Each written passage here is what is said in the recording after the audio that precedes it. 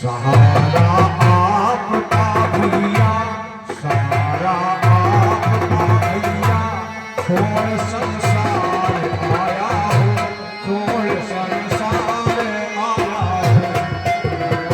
आपका भैया, छोड़ संसार आया हो, छोड़ संसार आया हो।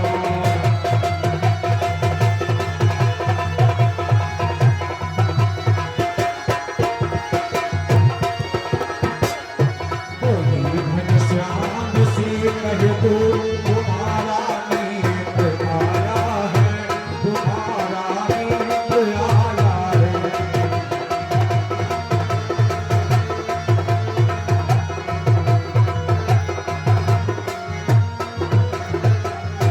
न छोड़ी जाती है ममता, जो ममता दिल में होती है।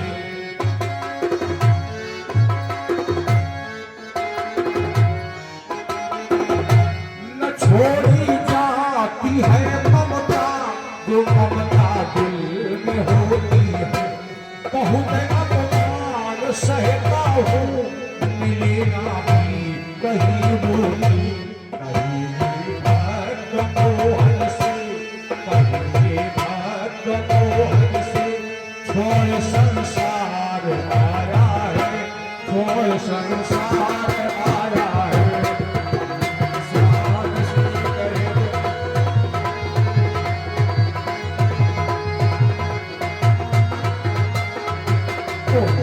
श्याम से कह दो तुम्हारा नीत आया है, तुम्हारा नीत आया है।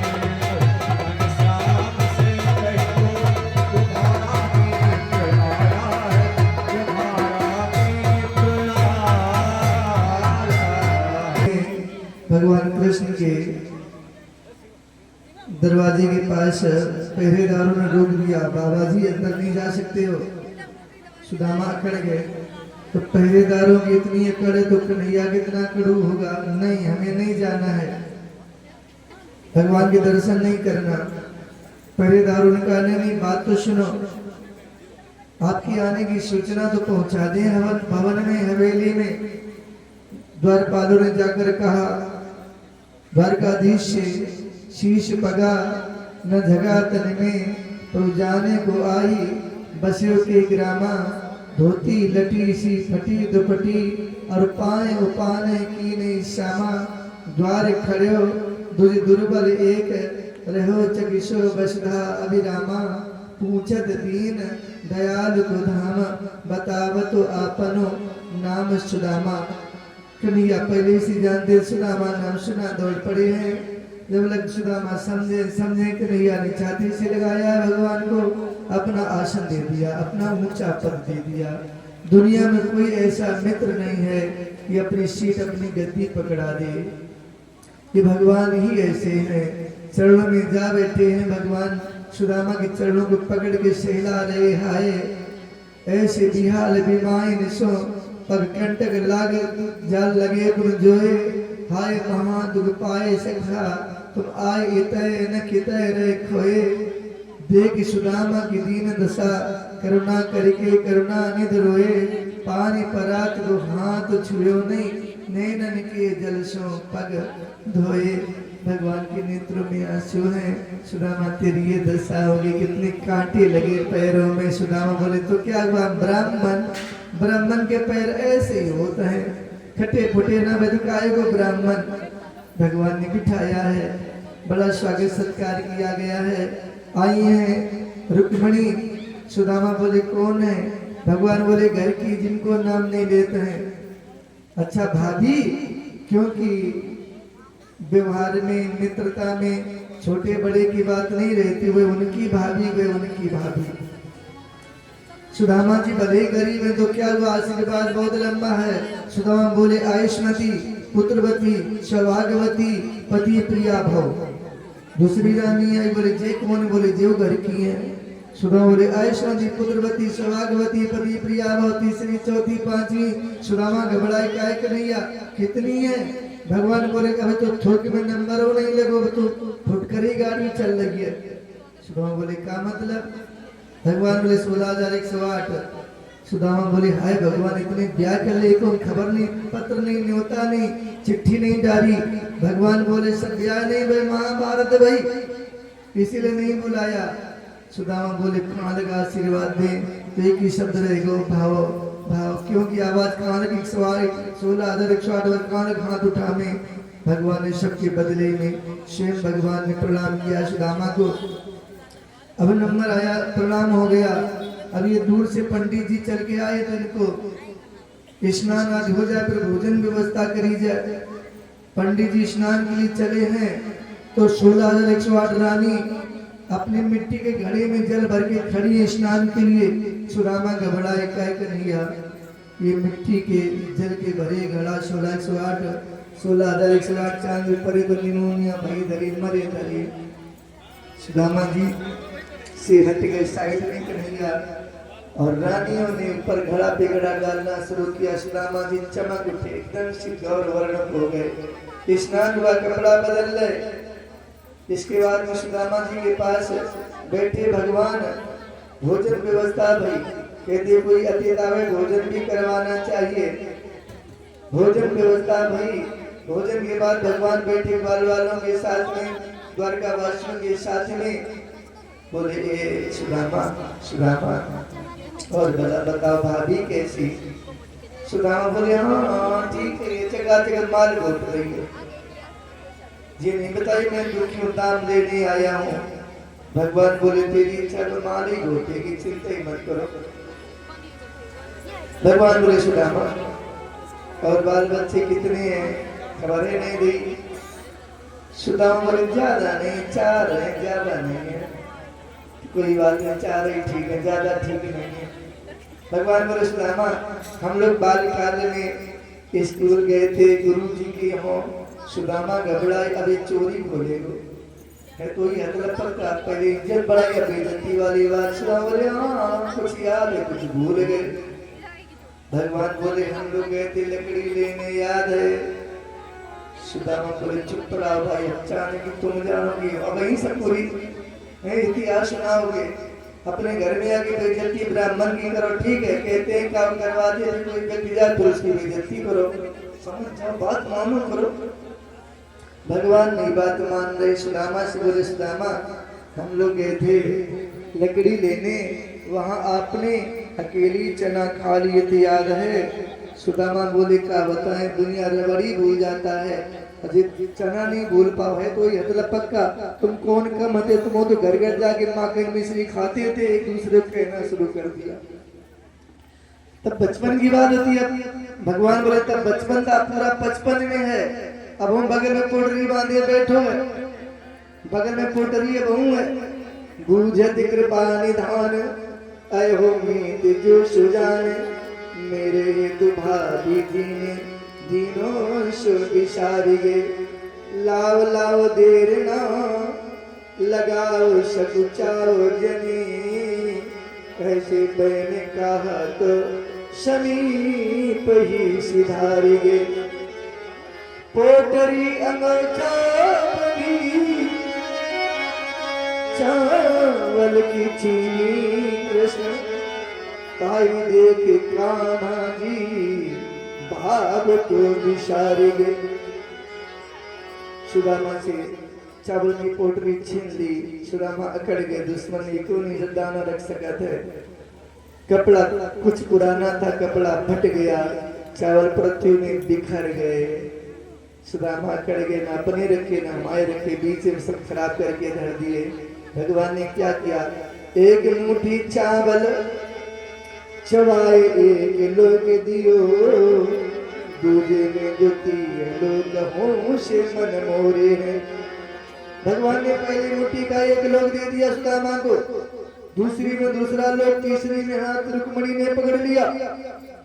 एक लिया, मैं सुशीला नहीं बन सकती हूँ, तुम भले ही सुदामा बन जाओ।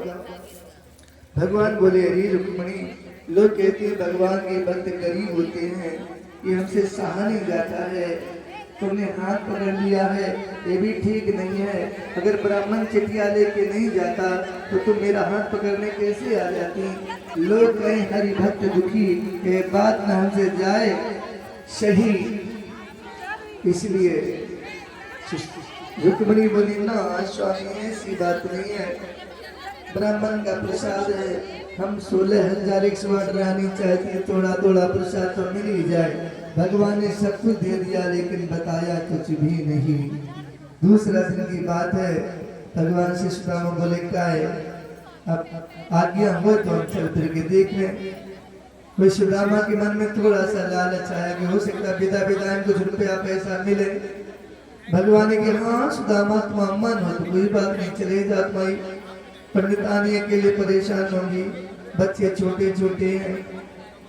सुदामा की विदाई हो रही, सुदामा जैसे चले तो मन में लालच शायद द्वारकाधीश चलते चलाते कुछ रुपया पैसा देते तो 10-5 दिन महीना 4 महीना खर्चा बन जाए।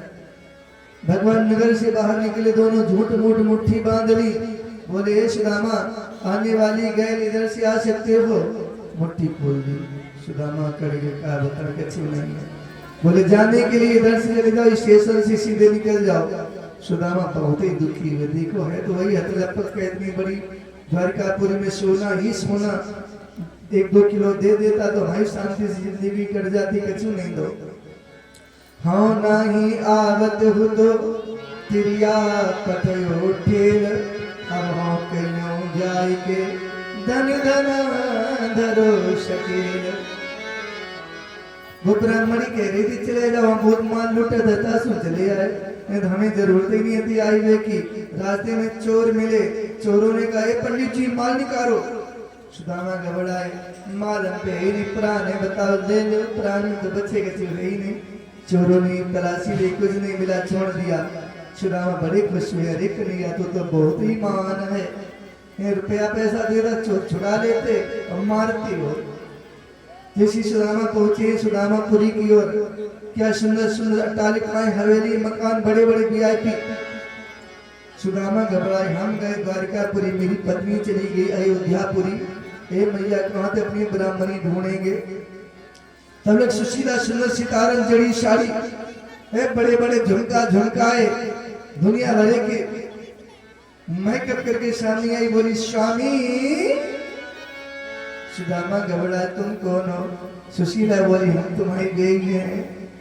बाबा ने आंखें उचका के देखी ऊपर तो घबराई, ये सुशीला तुम्हारी इतनी सुंदरता, ये ठाट बाट कैसे है। सुशीला बोली स्वामी आपने दर्शन मांगे, आपको दर्शन मिले, हमने जो जो मांगा भगवान ने सब दिया। सुदामा बड़े खुश हैं। उन्होंने विचार किया कि जब हम कुछ भी नहीं था तब भजन करते थे, अब भगवान ने सब कुछ दिया है तो और विरक्ति भाव से कहते हैं धन अधिक आ जाए घर में तो धन को धर्म में लगाओ। ध्यान देना, जो धन को धर्म में नहीं लगाते हैं उनका धन या तो डॉक्टर ले जाता है या मुकदमा में जाता है या कहीं न कहीं परिवार की बुद्धि बिगाड़ देता है, बच्चों की जो अशांति देता है। धन बढ़े तो धर्म में लगाओ, दान किए धन ना घटे जो सहाय, रघुवीर तुलसी पक्षी के पिए घटे न सरिता नीर। सुदामा और दान धर्म में जुट पड़े, बड़ी प्रसन्नता के साथ में इस प्रकार थोड़े शब्दों में भक्त सुदामा का आख्यान। बोलिए भक्त भगवान की जय, जय श्री राधे। इस प्रकार से द्वारकापुरी भगवान की लीलाएं। एक दिन ब्राह्मण आ पहुंचा, भगवान कृष्ण के दरबार में जोर से बोल पड़ा, हे कन्हैया, हे गोविंद, हे द्वारकाधीश, मेरी बात सुनो, मेरी फरियाद, मेरी गुहार। कुछ लोगों ने कहा बोलना तो धीरे से बोलो, तुम तेज क्यों बोलते हो। ब्राह्मण बोला मैं किसी को डरता थोड़ी नहीं हूं। डरते कौन है, जिन्हें लालच होता है वही डरते हैं। हमें कोई लालच नहीं द्वारकाधीश से है, लेकिन यहाँ के राजा होने के नाते अपनी बात तो कह ही सकता हूँ। भगवान मुस्कुरा के बोले हाँ बोलो भाई। पंडित जी, ब्राह्मण जी क्या कहना चाहते हो। ब्राह्मण ने कहा जिस परिवार में बाप बैठा रहे या बाबा बैठा रहे और बेटे की मृत्यु हो जाए तो उस परिवार में कौन सी ऐसी गलती हुई है। हमारे नियम में, कानून में, विधान में लिखा है पिता के होते हुए बेटी की मृत्यु नहीं होनी चाहिए।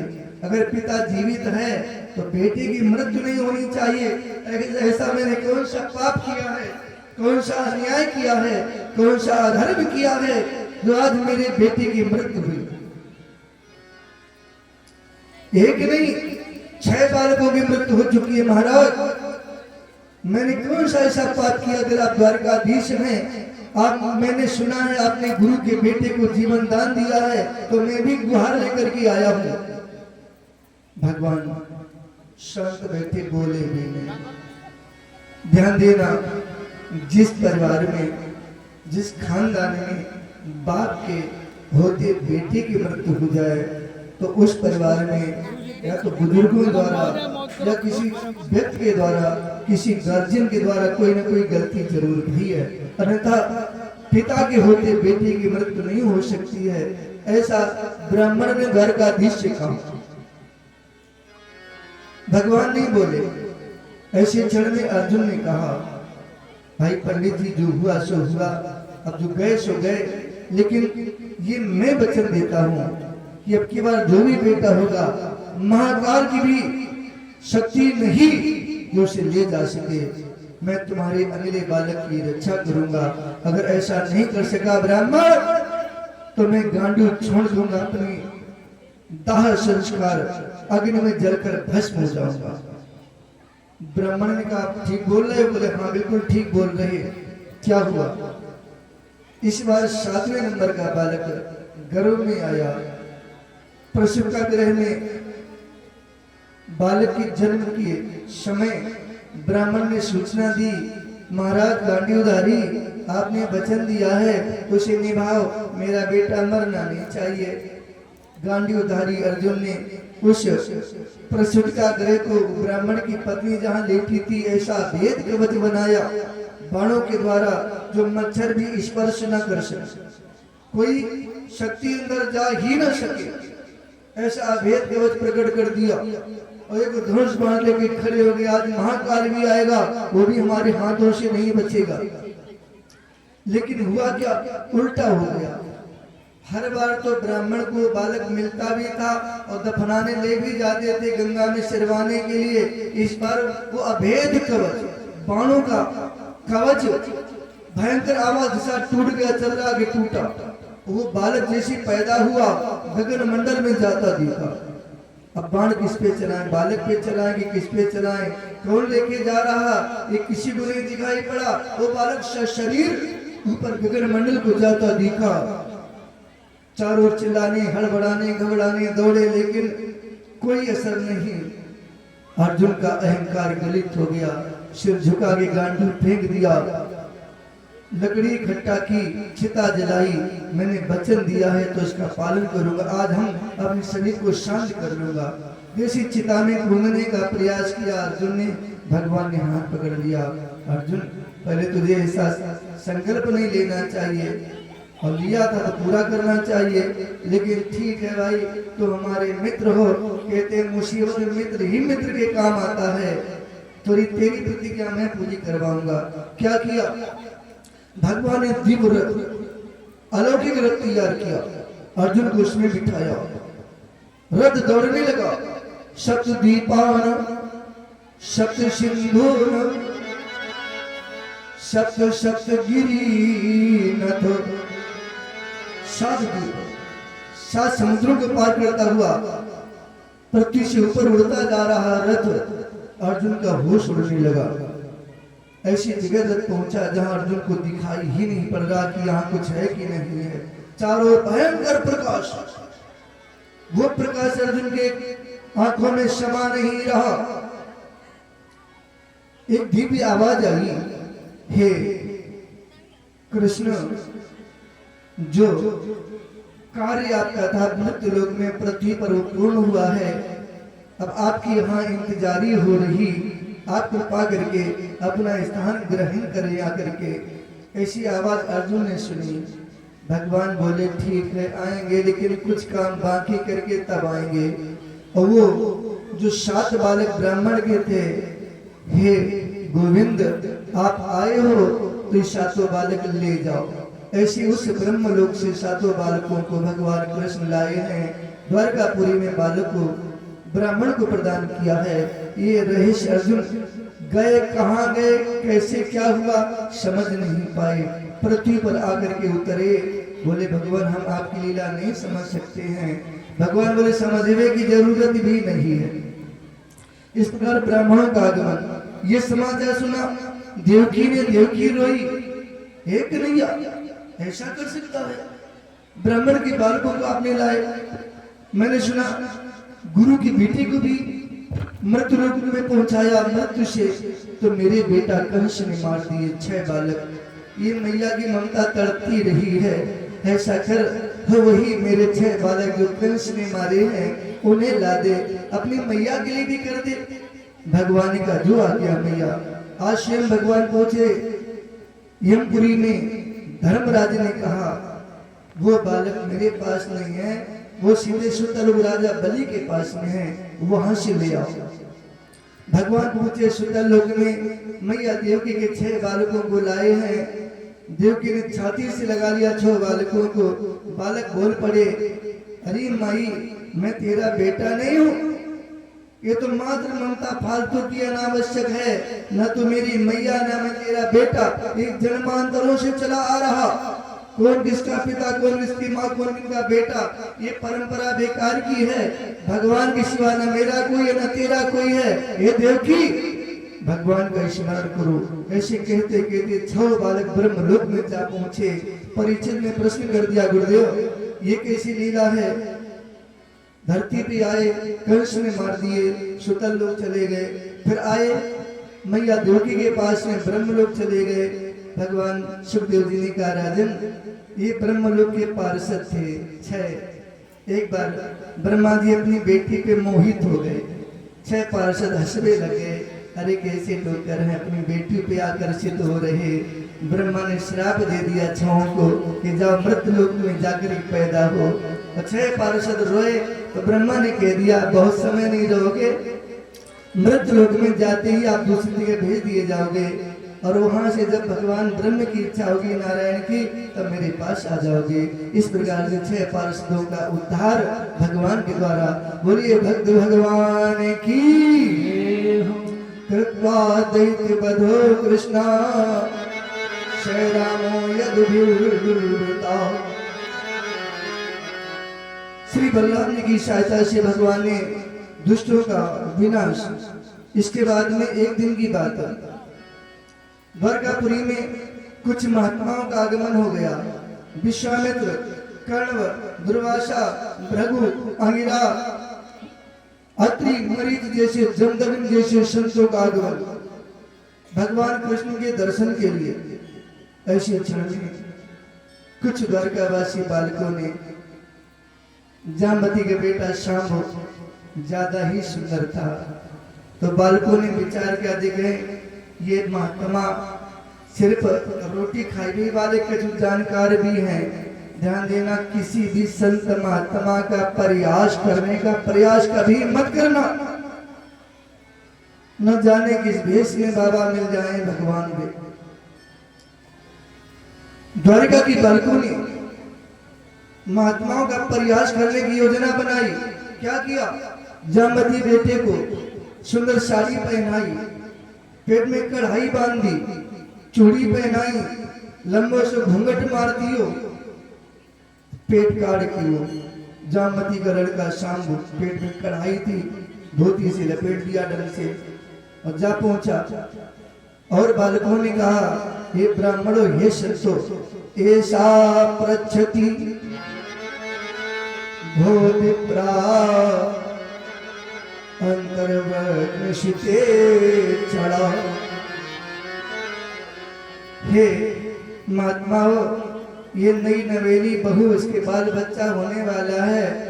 अब बताओ महाराज जी, इसके पेट से लला होगा कि लली, बेटा होगा कि बेटी? मुड़े पता चल रही है, दिमाग में आने लगी। हाँ बेटी, बोलिए भक्त भगवान की जय।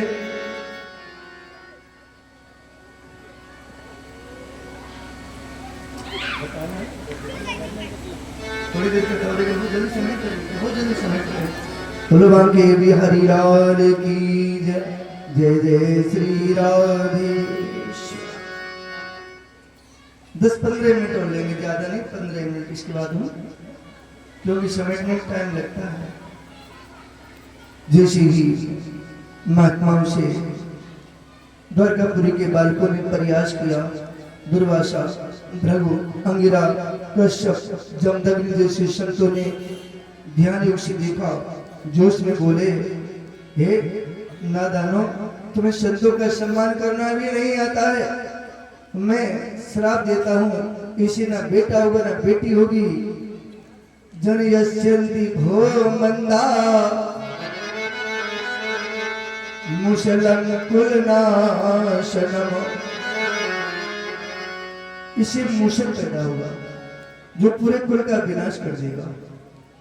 जैसे ही हड़बड़ा के बालकों ने पेट खोला शाम्ब का, जामवती के बेटे का, तो कढ़ाई के जगह मूसल निकल पड़ा। सब घबरा गए। राजा उग्रसेन के दरबार पहुंचाया मूसल। उग्रसेन ने उस मूसल के छोटे छोटे टुकड़े करके समुद्र में बहा दिए।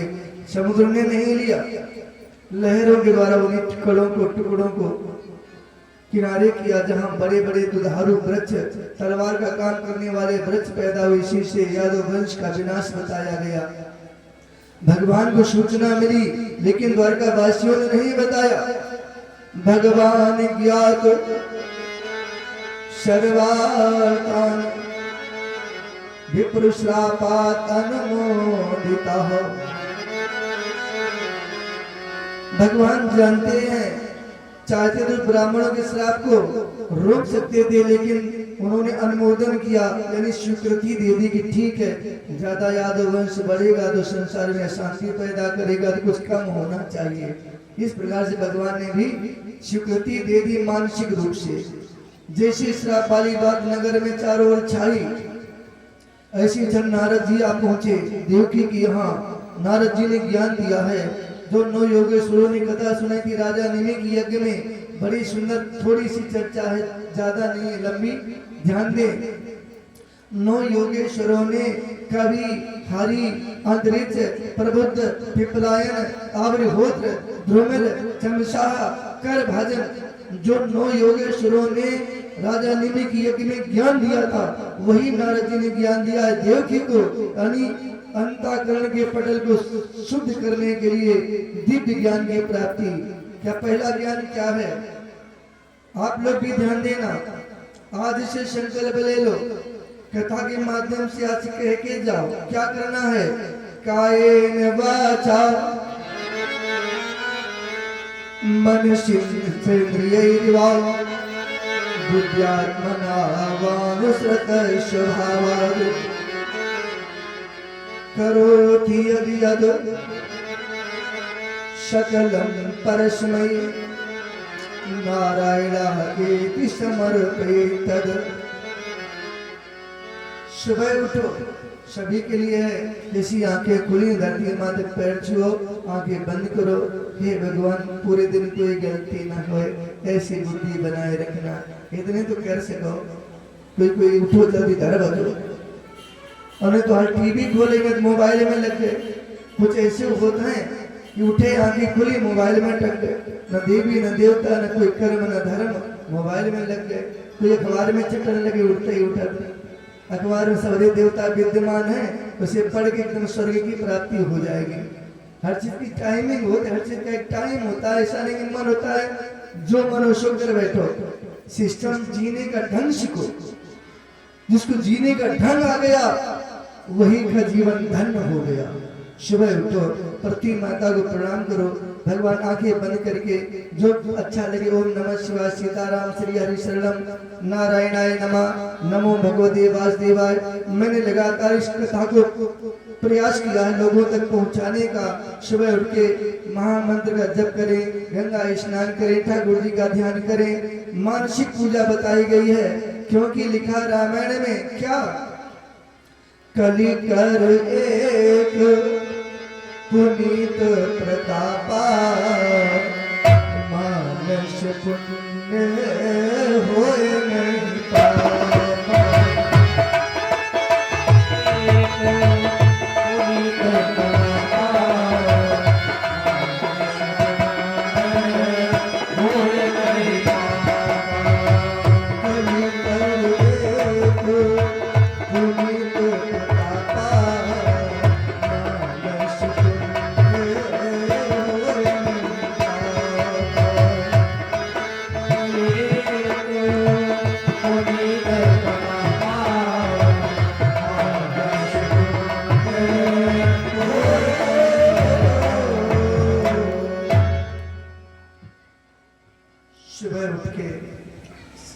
देवकी को ज्ञान दिया नारद जी ने।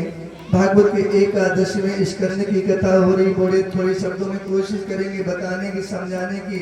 आप ग्रहण कर पाओ तो बहुत अच्छी बात है। सुबह उठो, पृथ्वी माता को प्रणाम करो, आंखें बंद करो, मन गंगा स्नान कर लो। मानसिक मन से जिस गंगा में शरीर में जाने स्नान किया हो, मानसिक पहुंच जाओ, जल्दी से गंगा नहाओ। ठाकुर जी, लड्डू गोपाल, कोई भी भोलेनाथ जो भी दिखाई पड़े, जल्दी जल्दी, क्यों घर में ढेर सारे काम है, काम भी तो करने की, खाली पूजा करती रहूंगी। ये मानसिक पूजा, मन ही मन में शंकर जी को जल चढ़ाना, तुलसी पत्र चढ़ाना, बेल पत्र चढ़ाना, भोग लगाना, जो भी कर सको। सुबह उठते उठते थे फिर प्रार्थना करो, हे भगवान पूरे दिन हमसे कोई गलती न हो, ऐसी कृपा करना। कितनी सरल पूजा है, कर सकते हो। लेकिन दुर्भाग्य उन लोगों का, सुबह उठे मोबाइल में अड़ गए सीधे सीधे। सुबह उठे चाय बन के आ गई, अखबार में जुट पड़े। सुबह उठे दुनिया की बहस में लग गए। तो ये दुर्भाग्य है ऐसे जीव का जो अपने जीवन को बिगाड़ने में जुटे पड़े हैं।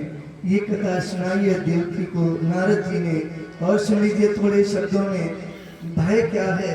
भय उसी को लगता है जिसके मन में पाप होता है। नहीं, दुनिया में कोई भी ऐसा जीव नहीं, देवता नहीं, मनुष्य नहीं, कोई गंधर्व नहीं, तीनों लोकों में कोई ऐसी शक्ति ही नहीं जो आपका अहित कर सके। भय तभी लगेगा जब मन में पाप होगा, क्योंकि मन में खोट होगा तो भय जरूर उत्पन्न होगा। मृत्यु का भय, इज्जत बेइज्जती का भय, यश अपयश का भय, लाभ हानि का भय। ये भय कब नष्ट होगा? जब सभी में भगवान का दर्शन होगा। मंदिर में लाख घंटा बजाओ, भगवान खुश नहीं होंगे। चाहे रात दिन सिर पटक पटक के मर जाओ, भगवान नहीं खुश होंगे। कब तक? जब तक हम अपने व्यवहार से, अपने चरित्र से, अपने आचरण से अपने परिवार को दुखी करेंगे, समाज को दुखी करेंगे, पड़ोसी को दुखी करेंगे, तो दुनिया में कोई देवता वरदान देने वाला नहीं होगा। चाहे रात दिन पूजा कर करके घंटा बजा बजा रह जाओ, कोई देवता वरदान नहीं देगा। शंकर बोलो, हमारे व्यवहार से हमारा परिवार, हमारा समाज, हमारा पड़ोसी, हमारा देश दुखी न हो। ये क्रिया भक्ति में, पूजा में ही आती है। तो क्या होगा? भय नष्ट हो जाएगा। सर्वभूतेषु या पश्येद भगवद भक्ति आत्मनः। सबसे बड़ी भक्ति क्या है जी? सदा प्रसन्न रहना। मुस्कुरा के गम का जहर, मुस्कुरा के गम का जहर जिसको पीना आ गया, है हकीकत ये जहां में उसको जीना आ गया। हर परिस्थिति में मुस्कुराना सीख जाओगे तो पता क्या आपको फल मिलेगा। जिसके चेहरे पे मुस्कान होती है उसके हजारों मित्र हो जाते हैं, और जिसके चेहरे पे 24 घंटा तनाव, क्रोध, जोश, नाराजगी, उसके अपने भी दूर हो जाते हैं, पराये हो जाते हैं। अरे 24 घंटा अकड़ते ही रहा, समझते ही नहीं खाओ अपने गाँव। तो ऐसे लोगों के पास में बैरी बल खत्म हो जाता है। मुस्कुराने की कला सीखो, है हर परिस्थिति में कोशिश करो। क्यों? ब्रह्म का रूप आप हो, तो इससे क्या होगा? भक्ति बढ़ेगी। किसी अशांति में जाओ, किसी परिस्थिति बिगड़े स्थान पे जाओ तो बनावटी ना दुखी बनो, बनावटी दुखी, ओरिजिनलिटी तो होती ही नहीं। हमने देखा बहुत ऐसे हैं, शमशान घाट गए, जैसे यहाँ से जली लौट के आए, तुरंत कोई तंबाकू, कोई मसाला और कोई समोसा ढूंढ रहा, कोई कुछ ढूंढ रहा। अरे लाओ भैया, भाई तो खत्म ही हो, अब भूखे क्यों मरो? क्योंकि दुख का स्वरूप नहीं, आनंद का स्वरूप है। ये जीव आनंद का ही स्वरूप है। हमने मान रखा कि ये दुख है, ये सुख है, मानता है ना कहीं सुख है ना कहीं दुख है। ये ज्ञान दिया है बहुत थोड़े शब्दों में, आप चाहें तो धारण कर सके, हर भक्तों के लिए है। बोलिए भक्त भगवान की जय। 24 गुरुओं की कथा सुनाई गई है। इसके बाद में समय का बदलता चला जा रहा। आज वो तक्षक, जो श्रापित तक्षक है, वो आ रहा परीक्षित के यहाँ। रास्ते में मिल गए कश्यप महात्मा। कश्यप महात्मा से तक्षक की भेंट हो गई। तक्षक ने कहा, पंडित जी राम राम। बोले हाँ राम राम। कहाँ जा रहे हो? कश्यप महात्मा बोले, आज हमारे देश का राजा परीक्षित, उसे तक्षक दसेगा, मैं उसकी रक्षा करूंगा, उसके प्राणों की रक्षा करूंगा। तक्षक बोला, आप रक्षा कर लोगे? महात्मा बोले हाँ कर लेंगे। बोले कैसे? बोले जैसे काटेगा जैसे हम जीवन दान दे देंगे, मेरी गारंटी है जो भी तक्षक उसे काटे जाएगा लेकिन हम उसे जीवन दान दे देंगे। तक्षक बोला पंडित जी हम ही तक्षक हैं, सामना हमारा कर सकते हो?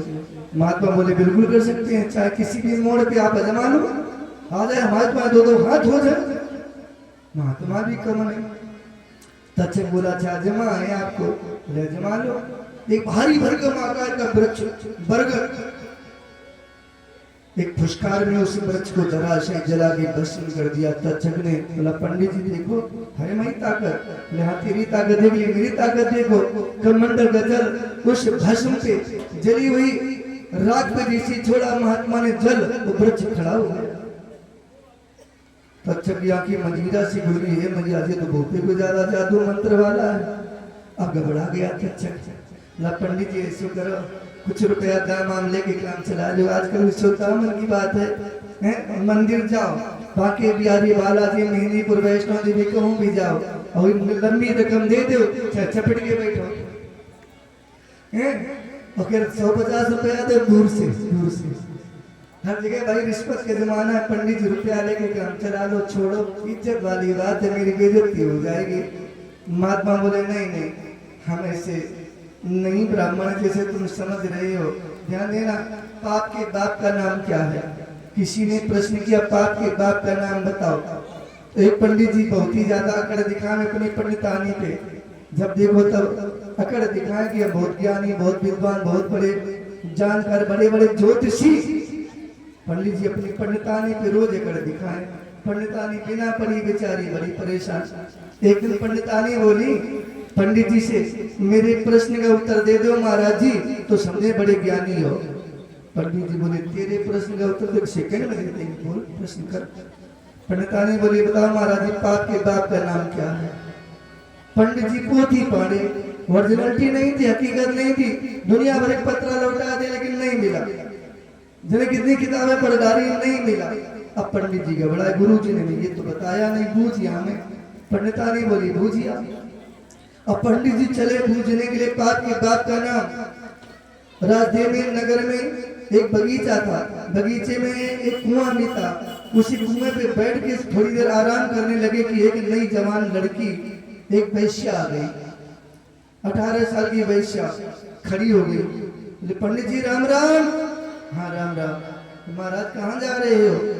जा रहा हूँ। अपने काम से तुम्हें क्या मतलब? अरे पंडित जी बता दो, तुम ब्राह्मण आदमी हो, क्या बात बता दोगे तो क्या हो जाएगा? पंडित जी बोले क्या बताए? हमारे गुरु जी ने बताई नहीं पाप के बाप का नाम। वो वैश्या बोली तो प्रश्न का उत्तर हमें आता है, बता सकती तो बहुत सरल है, बता सकती? बोले हाँ। बोले बता दो। बोले ऐसे नहीं बताऊंगी। तो कैसे बताओगी? मेरे घर चलो। तुम कौन जात की हो? हम वैश्या हैं। पंडित जी बोले राम राम राम राम। नहीं नहीं हम तो अपने गुरु जी से पूछेंगे, तेरे पास नहीं जाएंगे। वैश्या ने 500 का नोट निकाल के दिखाया। महाराज जी चलो, को देख रहे हो, हम जाने कि तुम जानो, पकड़ो। पंडित जी ने आगे ऊपर नीचे करी, 500 का नोट देखो, सोची दरवाजे तक तो चलो नहीं, चली चलो बता देगी, चली जाएंगे। नोट जब रुपया भी मिल गया, दरवाजे पहुंच गए पंडित जी। बोले अब बताओ। नहीं अंदर चलो, ऐसे थोड़ी बताऊंगी। बोले अंदर नहीं जा सकता हूँ। नो। फिर 500 दिखा दिया। अरे कहाँ है? यहाँ तक आ गए तो अंदर चलो। अब 1000 नोट हो गया। पंडित जी अंदर पहुंच गए। पर बोले महाराज बैठो तो बताऊंगी, पानी आनी तो पी लो, मेरे घर के भागे खुल गए, मेरी कुटिया धन हो गई, आप जैसे ब्राह्मण तपस्वी आए हो, अब पानी नहीं पियोगे तो गलत बात है। पंडित जी बोले ना पानी तो पी नहीं। फिर उसने 1000 नोट दिखा दिए, दो नोट 500 के। पंडित जी ने ऊपर नीचे देखे, चलो पानी पी, एक बात पी लो। पानी भी उसने पी लिया पंडित ने। बोले अब पानी पी लिया तुम्हारा, जब धर्म बेधर्म तो ही गए हो, अब बिना भोजन की नहीं आ सकते हो। अब पंडित जी फिर अकड़ चक्कर पड़ गए थे, फांस लिया मुझे। फिर उसने 500 नोट दिखाया। पंडित जी भोजनों को राजी हो गए। फिर बोली एक और मेरे हाथ में खा ही लो। और जिसी बाबा जी ने डब्बा सुन पाओ खाने के लिए, तो उसने एक मारी खींच के रहे पड़। रुपया निकालो सर, लाग जा। चले यार वहां से मुंह बाकी खड़े हो गए, भागो यहाँ से। पंडित जी बोले इतनी बेइज्जती? बोले बेइज्जती की बात ही है। पता लगा पाप की बाप का नाम क्या है? पाप के बाप का नाम है लोभ। रुपया दिखाए बजे चले आए, खाए के लिए मुंह पाए तो डब्बा सो निकालो, सब रुपया छुटा दिए पंडित जी से। हमारी ने बड़े भगाए, भागो यहाँ से, तुम इसी कर्म के हो। अब ये बेचारे पंडित जी लौट के आए, पंडितान बोले हाँ पता लगाया है। बोले क्या है? बोले गाल छपरो रहे फटको पिट के आए हैं। तब से अकड़ छोड़ दी पंडित जी ने। कैसे? महात्मा ने कहा नहीं, हम लोभी ब्राह्मण नहीं है, हम धन के लोभ में अपना धर्म नहीं बिगाड़ेंगे। अब उसने कहा, तक्षक ने ऐसा करो एक बार आंख बंद करके देख लो, क्या परीक्षित की उम्र अभी है? कैसे? महात्मा ने देखा है क्या की कथा सुन सुन के परीक्षित शरीर तो पृथ्वी पे रखा है, आत्मा परमात्मा में लय हो चुकी है, शरीर ही शरीर है, शरीर नाशवान है। महात्मा दोबारा गए नहीं, आगे बढ़े नहीं, तक्षक ने स्पर्श किया है, शरीर शांत हुआ है। ध्यान देना, 7 दिन में ही शुभ गति को प्राप्त कर लिया है परीक्षित जी ने। अपने अपने समय से सोचो विचारो, कोई 50 साल का, कोई 20 साल का, कोई 80 साल का, कोई 70 साल का, और अभी ऐसी दुनिया की अकड़ में ऐठे घूम रहे हो। कोई कल्याण, कोई उद्धार नहीं, कोई शुभ गति की प्राप्ति का विचार नहीं है। इसके चिंतन करो, मंथन करो, जो 7 दिन में ही अपना कल्याण करवा सकता है। हमारे लिए तो बहुत दिन मिले हमें, अब भी कोशिश करो। इस प्रकार से भक्तों के सामने हमारे भैया प्रकाश नारायण जी, उनकी पत्नी आराधना देवी, जिन्होंने प्रयास किया, एवं उनके बच्चों ने, उनके रिश्तेदारों ने, उनके परिवार के सभी सदस्यों ने इस ज्ञान यज्ञ को पूर्णता को प्राप्ति के लिए अथक प्रयास किया। मैं व्यासपीठ से इस परिवार को, प्रकाश नारायण भैया, उनकी पत्नी, उनके बच्चे, उनकी बहू, उनके परिवार वाले, उनके रिश्तेदार, जो भी जिस स्थिति में, जिस भूमिका में रहे, इस कार्यक्रम के सहयोग में सभी के लिए व्यासपीठ से हमारा हार्दिक शुभकामनाएं। सर्वे भवन्तु सुखिनः। एवं जो भी कथा में आए, जितने भी कथा में पधारे हो, कहते हैं सत्संग में, कथा में जाने से जिंदगी के सभी पाप नष्ट हो जाते हैं। व्यासपीठ से सभी के लिए सर्वे भवन्तु सुखिनः, सर्वे सन्तु निरामया, सर्वे भद्राणि पश्यन्तु मां कश्चित् दुर्भाग् भवेत्। भैया जब तक ये जिंदगी फुर्सत न होगी काम से, कुछ समय ऐसा निकालो, प्रेम कर लो राम से। हम सभी भगवान के हैं, कोई अलग नहीं है। आए एक ही गांव से, उतरे एक ही घाट, हवा लगी संसार की तो हो गए 12 बाट। भूमि पर दबा ढाबर पानी, तिम जीवई माया लपटानी। प्यारे भगवान की सिवा अपना कोई नहीं है। इस कॉलोनी में, इंदिरा नगर कॉलोनी में, जो जहाँ छोटे बूढ़े बड़े जैसे जो भी हैं, सभी के लिए व्यासपीठ से हमारी हार्दिक शुभकामनाएं। सभी प्रसन्न रहें, सब धर्म परायण हो, सभी बच्चे शुभ धर्म परायण हो, शुभ कर्म करें, परिवार का सहयोग, समाज का सहयोग, और सभी प्रकार से अशांति दूर हो। ऐसा हमारा व्यासपीठ से सभी के लिए शुभकामनाएं हैं।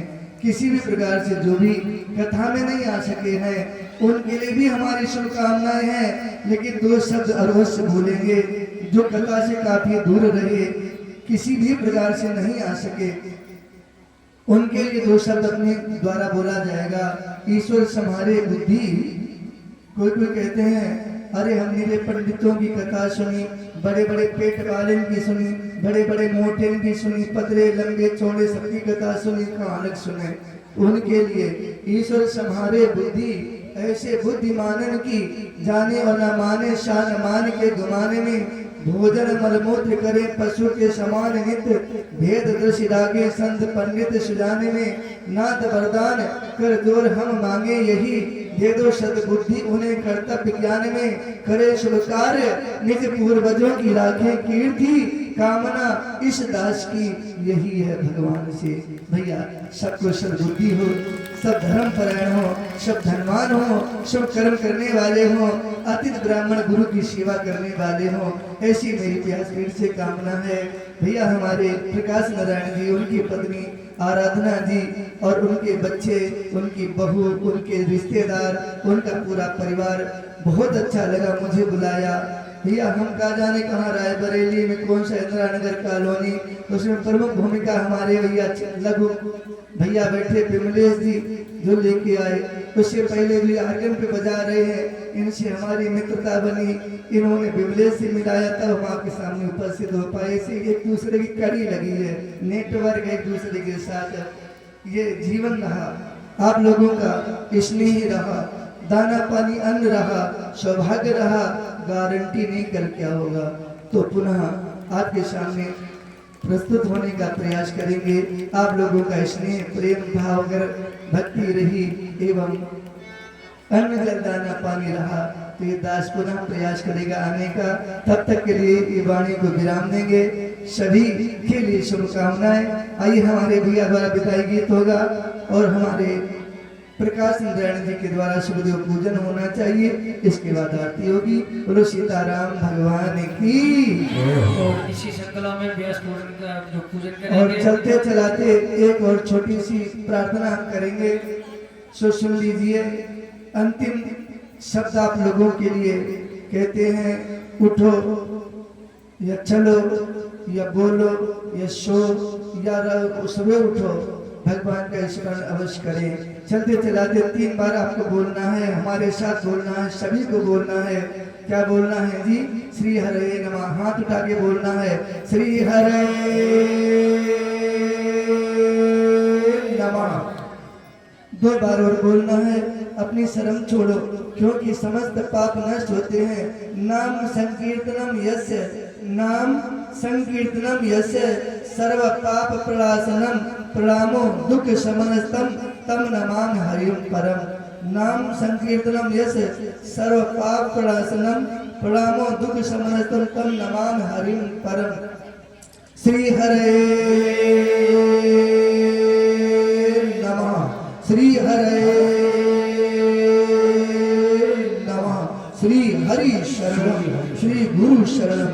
और कल के लिए ध्यान दें, कल भंडारे में चाहे सेवा कर सकते हैं और यज्ञ में भी सभी सादर पधारे। सभी को राधे राधे, सीताराम। बोलो गोविंद भगवान की। और ध्यान दें इसी श्रृंखला में व्यास पूजन का जो गुरुदेव पूजन करेंगे। अभी भैया रहे करुणा संगत त्रिपाठी जी, एडवोकेट, पूर्व महामंत्री एवं रायबरेली, आपसे निवेदन अवश्य पधारे और पूज्य गुरुदेव जी का पूजन कर अपने मानव जीवन को सार्थक करें। इसके बाद परिचित पद पर विराजमान हमारे चाचा श्री जो सुखदेव पूजन करेंगे। अन्य भक्त भी जो करना चाहेगा एक एक करके आ सकते हैं, गुरु भगवान का पूजन करेंगे। जिन्होंने निरंतर 7 दिन से कथा सुनी, उसका जो पूर्ण फल है वो सुखदेव पूजन के बाद ही आपको प्राप्त होगा। इसी श्रृंखला में बड़े भैया द्वारा आप लोग विदाई की सुनेंगे। बोले गुरुदेव भगवान की।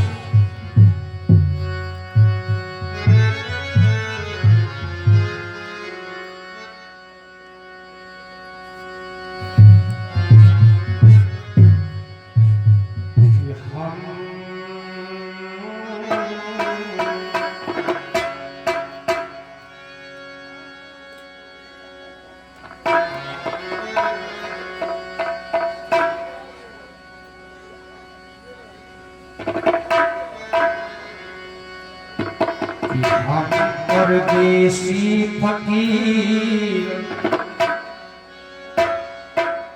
हो,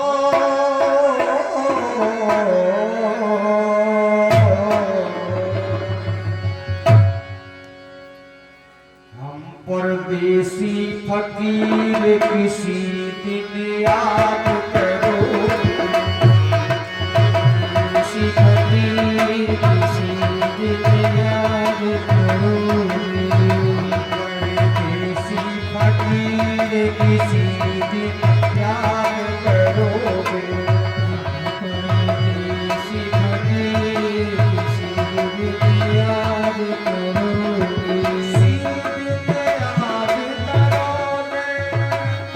किसी दिन याद करोगे, किसी दिन याद करोगे, किसी दिन याद करोगे, परदेसी फकीर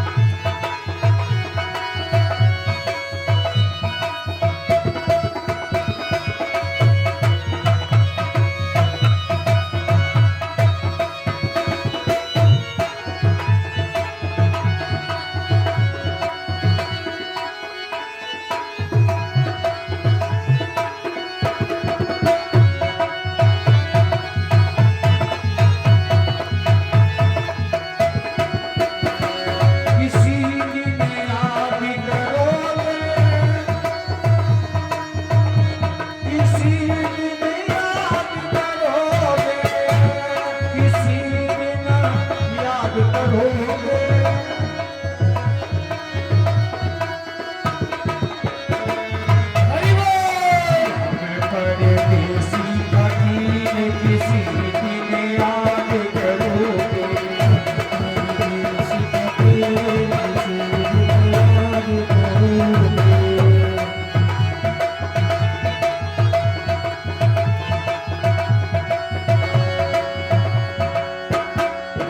चलो प्यास जी करो तैयारी,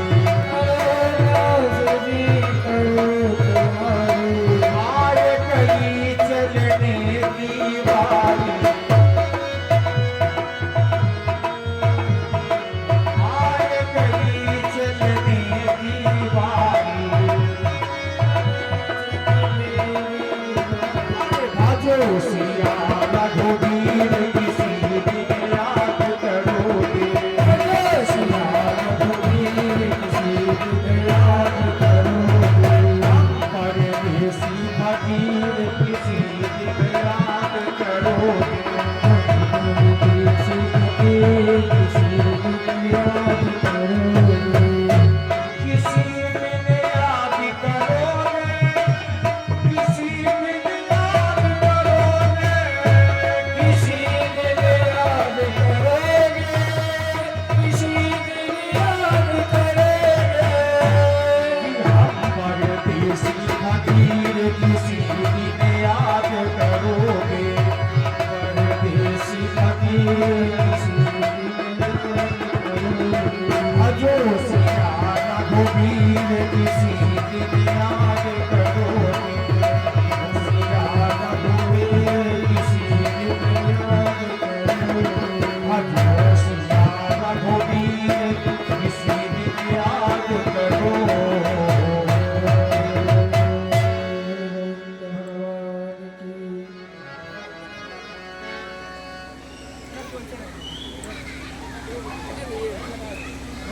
एक भजन के बाद आरती, एक भजन के बाद आरती।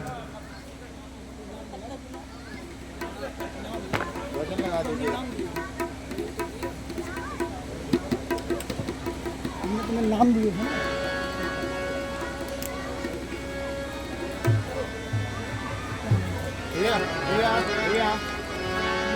और पुनः ध्यान दें, परम संदेश श्री रमाकांत गुप्ता जी एवं श्री मनीष कुमार गुप्ता जी एवं श्री आलोक गुप्ता जी एवं श्री जगदीश गुप्ता जी, यदि मेरी आवाज को आप लोग श्रवण मान कर रहे तो आने की कृपा करें।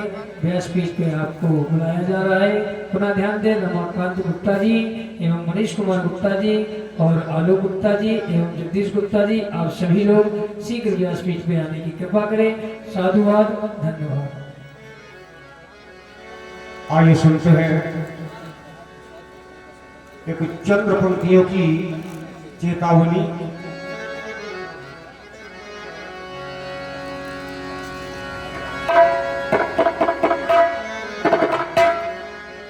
किसी कवि ने कहा है,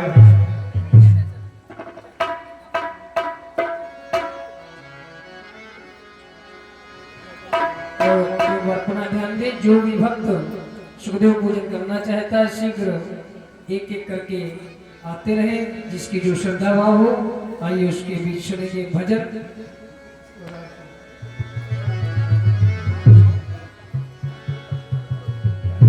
एक भाई और एक बहन रहा करते थे, जिसमें की बहन का विवाह हो जाता है।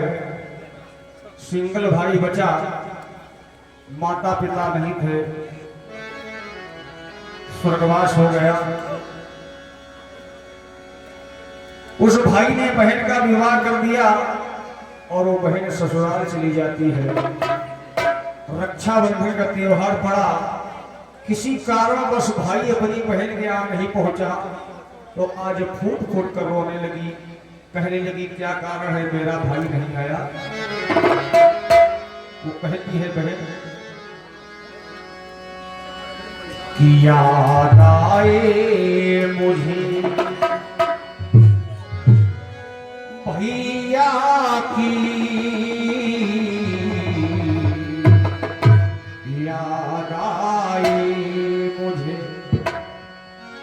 भैया की। कोई न जाने,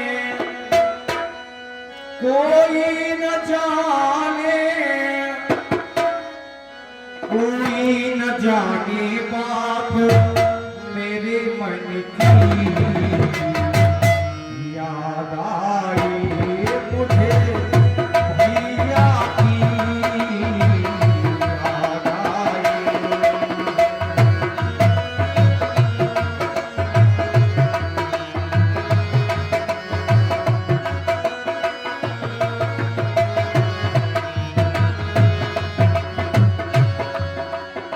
कहती है बहन, एक ही साल में राखी है आई मेरे भैया की सोनी कलाई।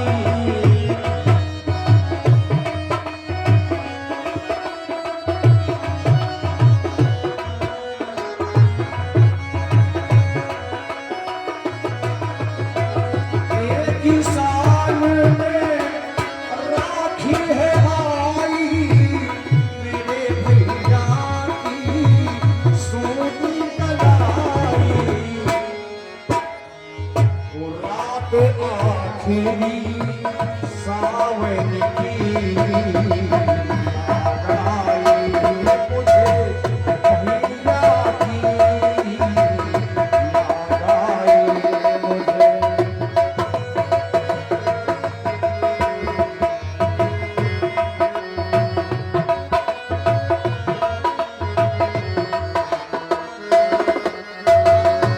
जब उस बहन ने सारे मोहल्ले में देखा कि सभी के भाई राखी बंधवाने आए हैं, क्या कारण है मेरा भाई नहीं आया, आज फूट फूट कर रोने लगी। वो बहन कहती क्या है, सभी बहनों ने राखी बनाई मेरे भैया की सोनी कलाई।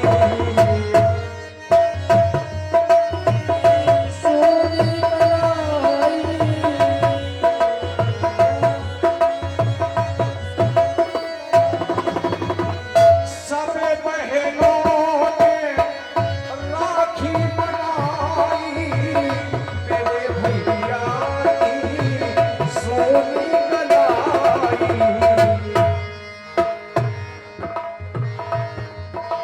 गोत्रा से है मेरे करमन की, याद आई मुझे भैया की, याद आई मुझे।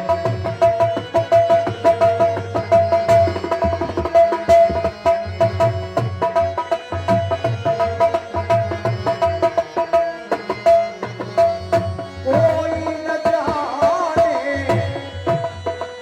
कोई न जाने, कोई न जाने बात मेरे मन की, याद आई मुझे भैया की, याद आई मुझे।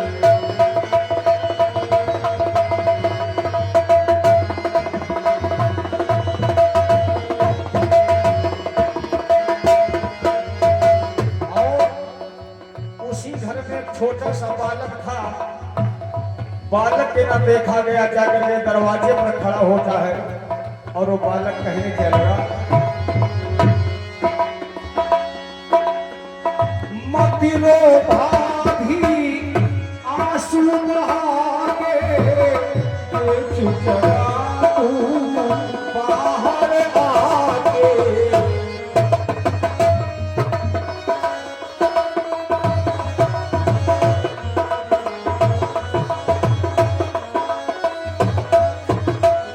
मत रो भाभी आंसू बहागे, देखी जरा तू बाहर आके। वो आई सवारी भैया की, याद आई मुझे बीरन की, याद आई मुझे भैया की।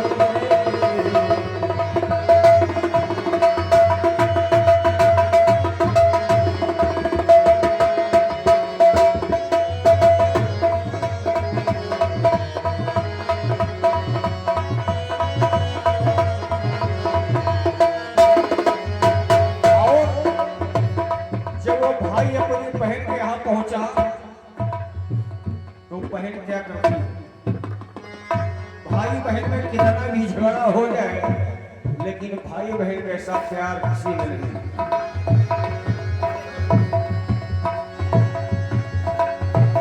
पहला सब कुछ भूल गई है, पहला सब कुछ भूल गई है, भाई के बाहों में झूल गई है।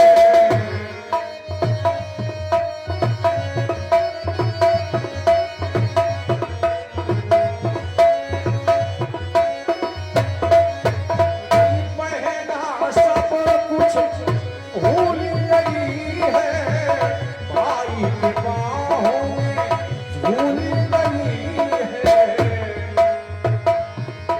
वो प्यासी है भाई के दर्शन की, याद आई मुझे भैया की, याद आई मुझे भैया की, याद आई।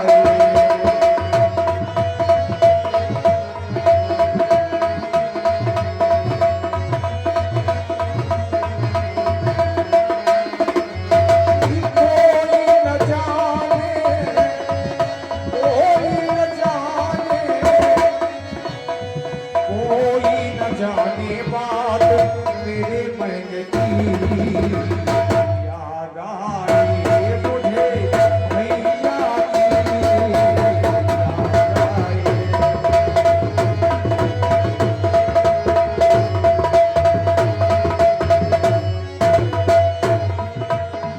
और अंत में कहा, जिस समय भाई अपने बहन के आंगन में पहुंचा तो बहन क्या करती है,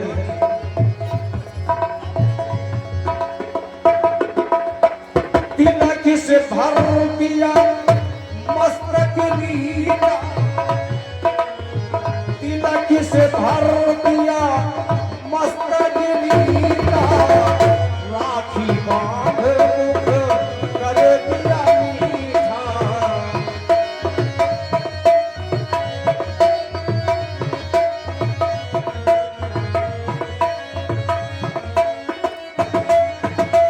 तिलक से भर दिया मस्तक रीता, राखी बांध मुख कर दिया मीठा।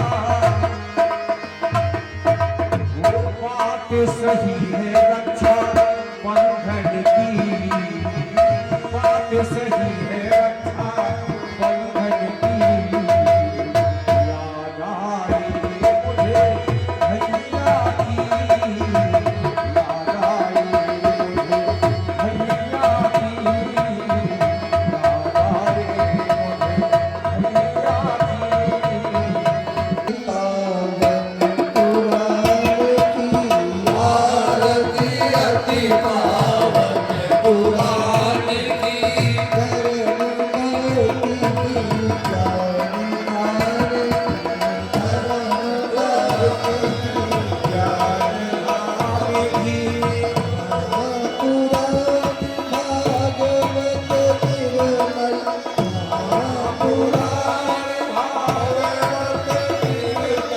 Thank you.